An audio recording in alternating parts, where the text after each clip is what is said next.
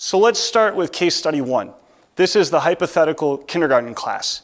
I got a bunch of Google stock images here, so it's no one that anyone knows. But imagine a classroom of 30 smiling children, and assume that none of them had been sexually abused, which is great. Because here in Northern Illinois, at age 2 months, there was a child sexually abused by this guy. 2 months, that's in all the past 18 months of doing research on this topic, that's the youngest one that I found, and that's about 20 miles away. 3 years old, Alfred Sarver in Mattoon, Illinois, sexually abused a 3-year-old. 5 years old, Michael Irvine in Cary, Illinois, 40 miles to the northwest. So as you're looking at this class, it's fantastic. None of these children have been sexually abused.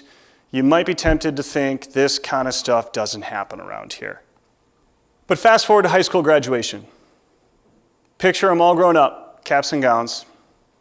The statistics are as follows. On the low end, 4 or 5 of these children were sexually abused. On the high end, 10 or 11 of these kids were sexually abused. What happened? Protecting children is not a one-time thing. It's about today and tomorrow and every day for the next 12 years. So here's what we know happened in Northern Illinois. Juan Avendano was a kindergarten teacher in East Aurora, and he was arrested in March of 2018 for sexually abusing children. Also, interestingly enough, in October of 2018, just recently, as I was putting these slides together, a coworker was charged with failing to contact a state agency to investigate abuse under the mandated reporter laws. So when we send our children to schools, we're hoping that the mandated reporters that are around a predator will be reporting them. They don't always do that. You can't just say, my kid's at school, he's fine, or she's fine. First grade, 7-year-old girl assaulted by a 12-year-old boy at the Chicago Lakeshore Hospital. There were 16 complaints of sexual abuse in 2018. The hospital themselves found every one of them unsubstantiated. DCFS, an institution that some might argue doesn't have the best record in the state of Illinois right now, and they determined that 7 complaints were unfounded, 4 were indicated, so there's enough evidence to substantiate the complaint and 5 are pending. There's also a lawsuit with the ACLU right now with both DCFS and Chicago Lakeshore Hospital because of the rampant sexual abuse that's occurring there. Second grade, Willow Creek Community Church, South Barrington. A 20-year-old volunteer buddy, Robert Sobczak, molested an 8-year-old boy with developmental disabilities. Turns out that predators also like easy targets. And unfortunately, the most vulnerable children are often targets of sexual abuse.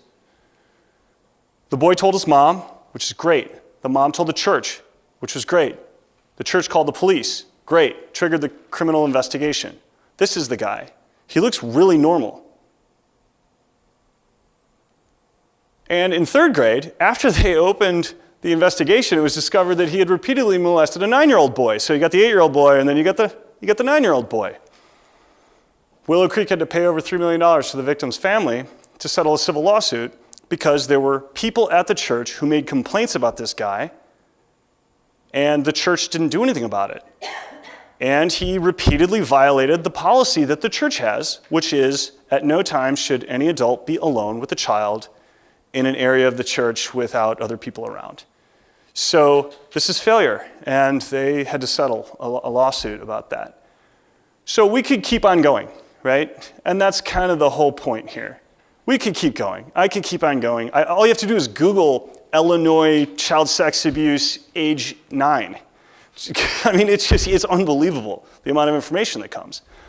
And so clearly this is not something that PACSA is happy about. And then that's just getting up to 8th grade. Remember, the hypothetical case study we're talking about here has kindergartens going all the way up to seniors in high school.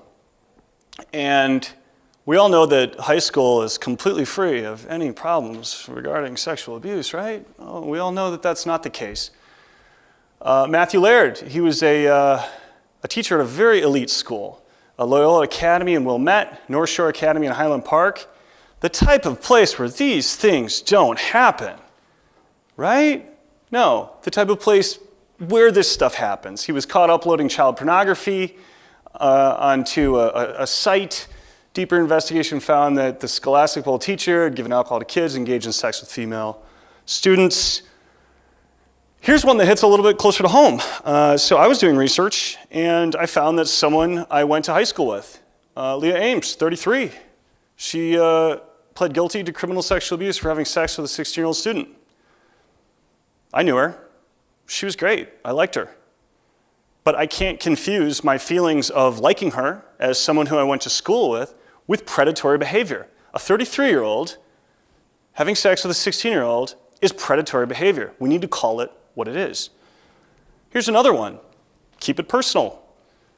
I knew this guy. He went to my high school. Jason Personette, he's a police officer. He was involved with the Cherry Valley Police Explorers, a program for teenagers interested in careers in law enforcement. He was one of the leaders. He was someone that they were supposed to look up to. And he was 35 years old. He was charged with criminal sexual assault of a minor with whom he held a position of trust. She was 17. So when they're 18, they're seniors, no longer children, but the sexual abuse continues. I hope that the point of this case study is that when you look at a group of young children and you ask each of them, even if you got involved, it's really not about that day. It's not even about what's happened to them up until that point. It's about protecting them until they're grown-ups. And that means that we have to be vigilant.